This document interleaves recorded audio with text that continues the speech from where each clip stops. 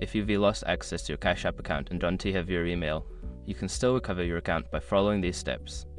Here is a straightforward guide to help you through the recovery process. Step 1. Open Cash App. Launch the Cash App on your mobile device. Ensure you have the latest version of the app installed for the best experience. Step 2. Tap on Profile icon. Locate and tap on the profile icon, usually found in the upper right corner of the home screen. This will take you to your account settings. Step 3. Select Support. Scroll down and select the Support option. This section will provide you with various help topics related to your account. Step 4. Choose something else. In the Support menu, tap on Something Else to access additional options. This will lead you to a list of issues you can report or seek help with. Step 5. Contact Cash App Support. Select the option that best describes your issue, and then choose to contact Cash App Support.